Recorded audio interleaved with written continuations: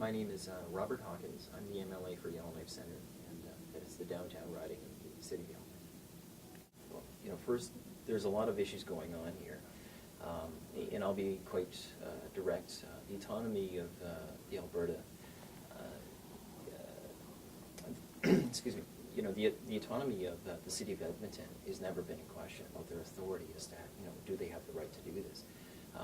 The challenge before us really in talking to constituents is have they talked to us? And I think as the mayor alluded to, there is a relationship between the City of Edmonton and the Northwest Territories, not just the City of Yellowknife, but the Northwest Territory as a whole. And it's been a historic relationship that has gone on for generations.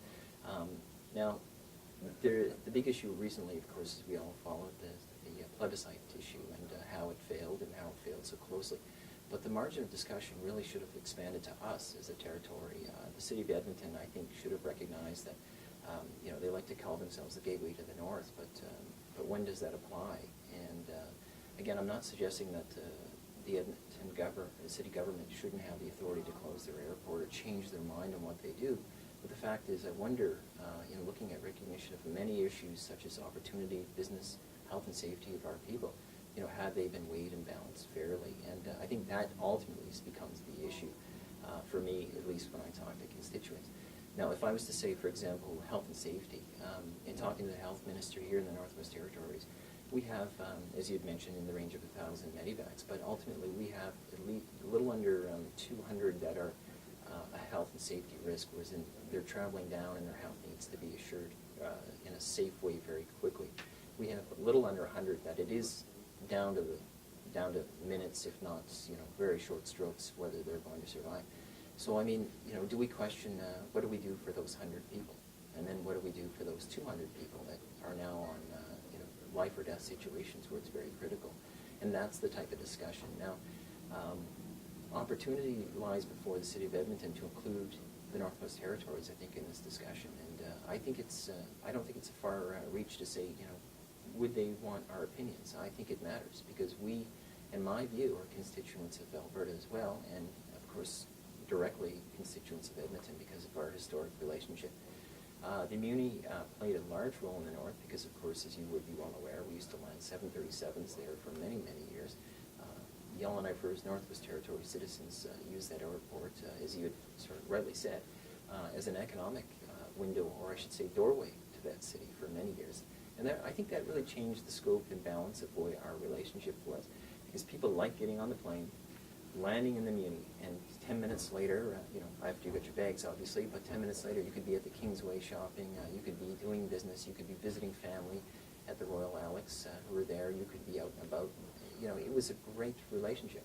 Now it was pulled back, and then now it's being pulled back even further. And as you rightly point out, it's not just northern residents, such as the Northwest Territory citizens. What about northern Alberta? I mean, again, gateway, quickly into the city, do your business, get in and out. It's an economic opportunity. So I see that as being rolled back, probably in a bad way.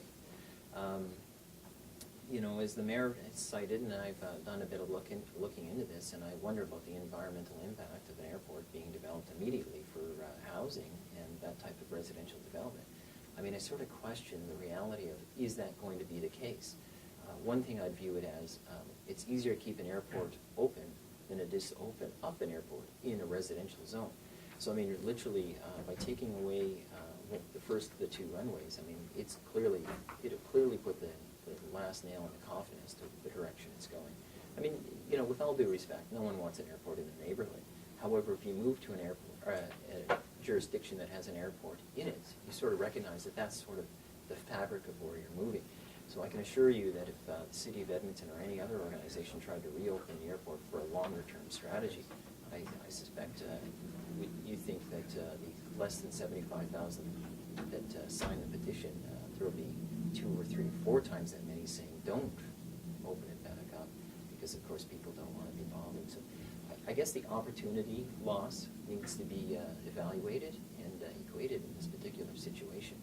How is it going to hurt health and safety? How is it going to hurt business? And how is it going to hurt the relationship?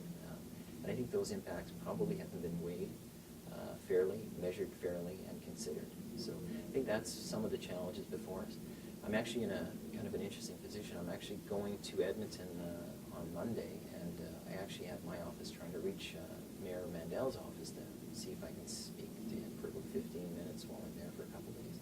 I think it's important to deliver the message that, you know, again, as I said at the very start, there's never been an issue in this particular case to believe and support Edmonton's autonomy to discuss this issue and even choose their own direction. I mean, I would feel very strongly that if Edmonton said, we object to you, however, I don't think that we are so bold and brash never to listen to them. I mean, they may have some input on our affairs that impact them, and I would think it would be very narrow-minded that we didn't consider that. And I think ultimately, you know, I feel somewhat equally in the sense of our voice should be heard and the impact should be weighed fairly. I know we're not voters in the City of Edmonton, but we are an economic generator in the City of Edmonton. And if anything, just like the American and the Canadian relationship of that boundary of how we're two economic regions that work tightly together, I mean, we're woven into the fabric of Edmonton very closely, and it's been an important city. The last thing I could put on the table as an issue is, as I understand it, Capitol Health is assured that nothing will be done until better solutions or alternative solutions that are considered reasonable will surface, although it clearly appears that if you're seeing the larger or the longer two runways, it is having an impact immediately. And so things are being done, I don't think, before everyone has a full scope of the impact. I mean, just in short, I'm not sure it's been fully weighed and measured at the impact. And if the Edmonton if Edmonton City itself could demonstrate to its councillors or mayor that they've shown regions where they've closed the airport and immediately had a housing boom and cleaned that up, I mean, you know, that's, I'd be surprised they could find the example. I couldn't find an example, and I've looked for a little bit, and the mayor cited a couple of examples that, you know, these are great philosophical approaches, and I certainly think it's, you know, it makes sense philosophically, but the reality is will it play out as suggested? I don't think so. The Northwest Territories, in my view, is a stakeholder in this equation, and I think that's been lost in this scenario, that we are a stakeholder. Like it or not, I mean, again, we're not a voter in the municipality of Edmonton, but we are a stakeholder, and I think that's sort of gotten forgotten. And the other thing to point on that same vein is, you know, the relationship, you know, is being severed as opposed to being bridged, and I think that's being lost. It's just not the Northwest Territories. It's also northern Alberta, as you pointed out, and potentially other northern regions, such as, you know, maybe northern BC that somebody needs a quick link, such as Nunavut, you know, such as the Yukon. I mean, there's a relationship built all around, you know, these types of areas that tie into the heart of Edmonton. So, you know, everyone is looking to how do you strengthen relationships and embrace them and bridge them towards the future. I mean, in short, this could be seen as one more string being snipped in the relationship. Are northern Alberta residents now going to look elsewhere, as I was trying to say earlier? Are Northwest Territories residents going to look elsewhere? Is there new opportunity, whether it's, again, health or safety, or business opportunities, and certainly relationship? I think this is one more signal as to, you know, are we going the right way, or I should say, is the City of Edmonton going the right way without thinking the whole problem through? And, you know, that's my plea when it really comes down to it is, has there been a full consideration of everything that's happening? So those dynamics are changing quickly, and I think we're being left to the side.